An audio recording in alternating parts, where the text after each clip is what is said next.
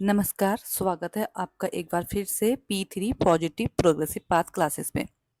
अपने चैनल के माध्यम से मैं आप लोगों के लिए उत्तराखंड प्रवक्ता स्क्रीनिंग के शिक्षण अभिरुचि की क्लासेस लेके आ रही हूँ और आज इसी क्रम में हमारा नेक्स्ट दिन है। इसमें हम स्टार्ट करेंगे शिक्षा का अधिकार।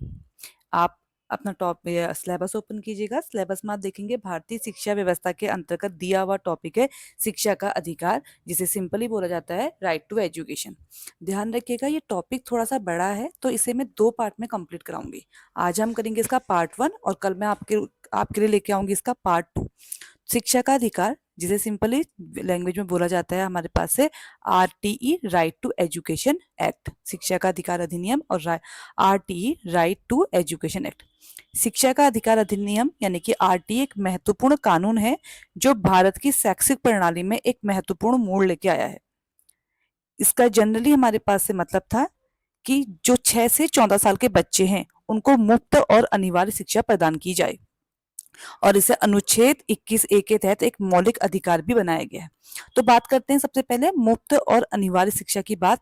डायरेक्टली हमारे पास से आरटीई 2009 में नहीं आई थी। इससे पहले जब हमारे पास से फर्स्ट शिक्षा नीति यानी कि पहली शिक्षा नीति 1968 आई थी, दूसरी शिक्षा नीति 1986 आई थी, और हमारे पास आया था जब प्रोग्राम ऑफ एक्शन 1992। इन सब में भी मुफ्त और अनिवार्य शिक्षा की बात कही गई थी। 1992 का जो प्रोग्राम ऑफ एक्शन है, इसके 17 वर्ष बाद ये जो हमारे पास आरटी है शिक्षा का अधिकार अधिनियम, ये सबसे पहले पास हुआ राज्यसभा में पास हुआ। ये 3 डेट यहाँ पर है, इंपॉर्टेंट है बहुत, इन्हें नोट कर लीजिएगा। राज्यसभा में पारित हुआ 20 जुलाई 2009। फिर उसके बाद से ये बिल लोकसभा में पारित हुआ है 4 अगस्त 2009। और कोई भी बिल हमारे पास से अधिनियम बनता है जब उसमें राष्ट्रपति के साइन हो जाते हैं तो 26 अगस्त 2009 को ये बिल राष्ट्रपति के इसमें साइन हुए, और इसके बाद से 26 अगस्त 2009 को ये हमारे पास से एक अधिनियम बन गया।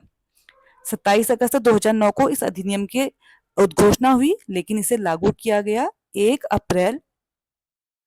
अप्रैल 2010 को। और इसी के साथ अनुच्छेद 21 यानी कि भारतीय संविधान का जो अनुच्छेद 21 यानी कि जो आर्टिकल 21 है, आर्टिकल 21 के तहत, आर्टिकल 21A के तहत, ये बहुत इंपॉर्टेंट है, पूछ लिया जाता है। आर्टिकल 21A के तहत एक मौलिक अधिकार के रूप में लागू हुआ। एक मौलिक अधिकार के रूप में लागू हुआ। अधिकार के रूप में लागू हुआ। और लागू हुआ कब हमारे पास से? 1 अप्रैल 2010 से। आरटीई लागू करने वाला भारत 135वें नंबर का देश है। देखिएगा, आरटीई लागू करने वाला भारत 135वें नंबर का देश है। जो आरटीई है यानी कि राइट टू एजुकेशन जो एक्ट है, इसमें कुल 7 अध्याय, देखिएगा 7 अध्याय यानी कि 7 चैप्टर और 38 धाराएं हैं। 7 अध्याय और 38 धारा है। ये चैप्टर हम एक एक करके पढ़ेंगे और इसमें ये सारी की सारी 38 धाराएं जो इंक्लूड हुई हैं, इन्हें हम एक एक करके सब चीज को अच्छे से देखेंगे। इसीलिए ये जो टॉपिक है ये अपने आप में बड़ा टॉपिक है, इसलिए मैं इसे 2 पार्ट में करूंगी। तो चलिए स्टार्ट करते हैं। अध्याय 1। 1 मिनट रुकिएगा। अध्याय 1, जिसे प्रारंभिक भी बोला गया है, ठीक है, यानी कि इसका नाम है प्रारंभिक। इसमें 2 धाराएं आती हैं, धारा 1 और धारा 2। धारा 1 में नाम यानी कि आरटी 2009 लिखा हुआ है। ये कब लागू हुआ? तो लागू हमारे पास कब हुआ है? 1 अप्रैल 2010 को। और इसका विस्तार जो कि संपूर्ण भारत में है, जम्मू और कश्मीर को छोड़ के, ये ध्यान रखिएगा कि 1 अप्रैल 2010 को आरटी संपूर्ण भारत में लागू तो हुआ, लेकिन जम्मू और कश्मीर को छोड़कर, जेएनके का मतलब है जम्मू और कश्मीर को छोड़कर। फिर बात आती है धारा 2 की। धारा 2 बहुत सारी उपधाराओं में विभाजित है, जो कि क से य तक है, यानी कि टोटल 26 इसमें उपधाराएं हैं। लेकिन हमें सारी की सारी उपधाराएं एक एक करके नहीं पढ़नी है, जो चीज इंपॉर्टेंट है वो यहाँ पर देखेंगे। यहाँ पर अभावग्रस्त बालकों की शिक्षा की बात की गई है। पिछड़े वर्ग के बालकों की शिक्षा की बात की गई है। ध्यान रखना, यहाँ पर बालक से जो आशय है ये किसके लिए है? 6 से 14 वर्ष के बच्चों के लिए। यानी कि जो आर्टिकल 21A है वो 6 से 14 वर्ष के बच्चों की मुफ्त और अनिवार्य शिक्षा की बात करता है। एक इम्पोर्टेंट बात नोट करने के लिए है, जो हमारे पास से नई एजुकेशन पॉलिसी है, नई शिक्षा नीति, न्यू एजुकेशन पॉलिसी 2020, वो बात करती है हमारे पास से 6 से 18 तक के बच्चों की मुफ्त और अनिवार्य शिक्षा की। ठीक है, लेकिन अभी हम आरटीई पढ़ रहे हैं तो 6 से 14 वर्ष के बच्चों की मुफ्त और अनिवार्य शिक्षा की बात करती है। साथ में इसमें बताया गया विद्यालय के प्रकार। विद्यालय के 4 प्रकार बताए गए हैं, नोट कीजिएगा। वो 4 प्रकार हैं, एक है सरकारी, निजी, खास श्रेणी और चौथा जो हमारे पास है, नंबर 1 सरकारी, नंबर 2 निजी, नंबर 3 है खास श्रेणी और नंबर 4 हमारे पास है अनुदानित। अब थोड़ा सा अगर आप कंफ्यूज हो रहे हैं तो मैं आपको बताती हूँ, इसमें प्रश्न इस तरीके से आता है, जैसे कि विद्यालय 4 प्रकार के हैं, इसका उल्लेख कौन सी धारा में किया गया है? तो आपको पता होगा कि इसका उल्लेख कौन सी धारा में किया है, धारा 2 में। वैसे कौन सी धारा में बालकों की आयु का निर्धारण किया है? चाहे तो आप साथ में क्वेश्चन भी नोट कर लीजिएगा, कौन सी धारा में बालकों की आयु का निर्धारण किया है? तो आपने यहाँ पर देखा ना कि बालक से आशय किया 6 से 14 वर्ष, तो किसमें किया गया है? धारा 2 में किया गया है। अब बढ़ते हैं आगे को, अध्याय 2। अध्याय 2 जिसका नाम है निशुल्क एवं अनिवार्य शिक्षा अधिकार। इनकी जो हमारे पास मेन आरटी का जो मेन मकसद है वो यही है, तो इसका नाम भी है निशुल्क एवं अनिवार्य शिक्षा अधिकार। इसमें 3 धारा आती हैं, धारा 3, धारा 4 और धारा 5। तो देखते हैं धारा 3। देखिए धारा 3 नोट कीजिएगा, निशुल्क व अनिवार्य शिक्षा का अधिकार। निशुल्क व अनिवार्य शिक्षा का अधिकार 6 से 14 वर्ष के 6 से 14 वर्ष के लिए, यानी क्लास फर्स्ट से लेके क्लास 8, 6 से 14 वर्ष के लिए, अर्थात क्लास 1 से क्लास 8 तक की शिक्षा का प्रावधान यहाँ है। क्लास फर्स्ट से क्लास 8 तक की शिक्षा का प्रावधान यहाँ किया गया है। अगला आता है हमारे पास से धारा 4। इसमें बोला गया है आयु के अनुसार कक्षा में प्रवेश। आयु के अनुसार कक्षा में प्रवेश, कक्षा में प्रवेश। इनके सपोज दैट कोई हमारे पास से 10 साल का कोई बालक है, वो किसी कारण से विद्यालय में एडमिशन नहीं ले पाया, क्योंकि अगर वो 10 साल का है, अब वो क्लास 1 में बैठेगा, जब वो स्कूल में एडमिशन लेगा तो क्या होगा? बच्चे को हेजिटेशन होगी, वो आगे बढ़ नहीं पाएगा। तो आरटी में कहा गया है आयु के अनुसार, यानी कि अगर वो 10 साल का है तो इसका मतलब जब वो पहली बार विद्यालय जाएगा तो वो कौन सी क्लास में जाएगा? क्लास 4th में उसका एडमिशन होगा।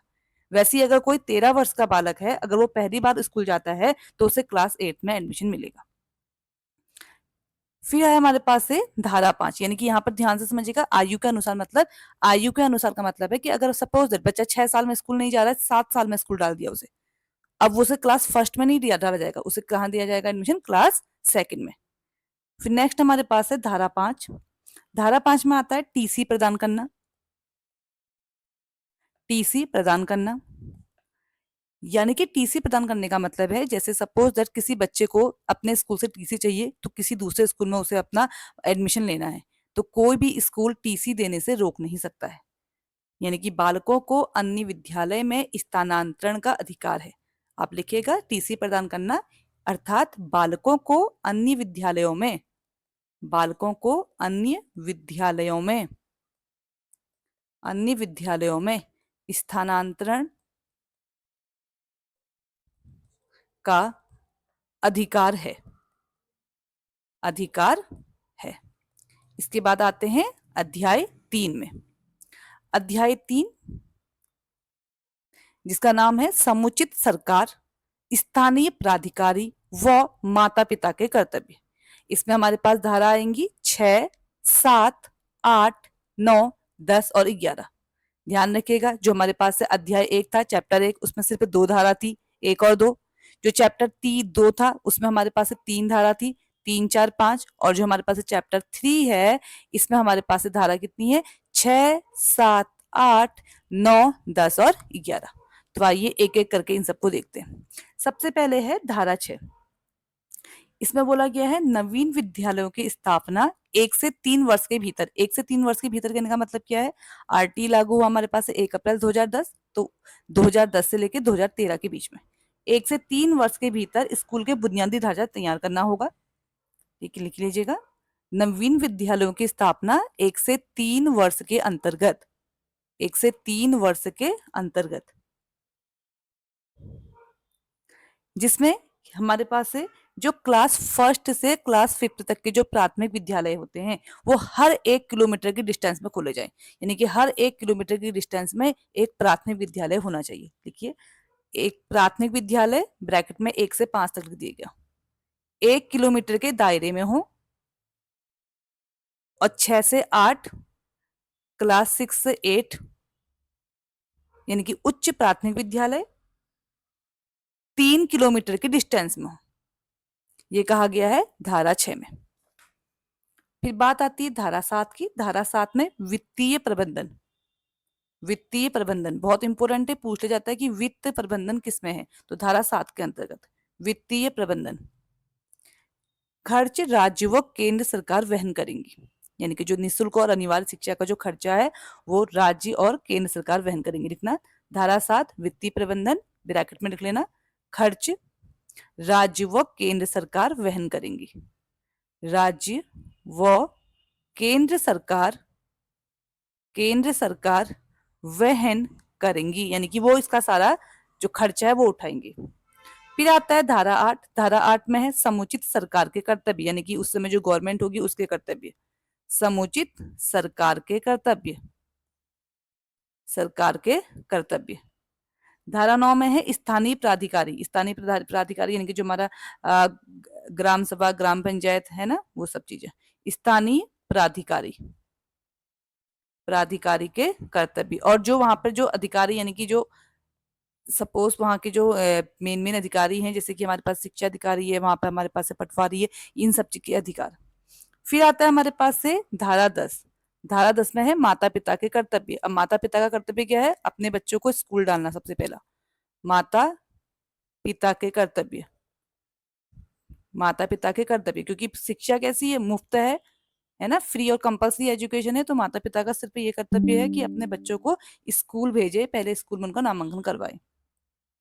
इसके बाद है धारा 11।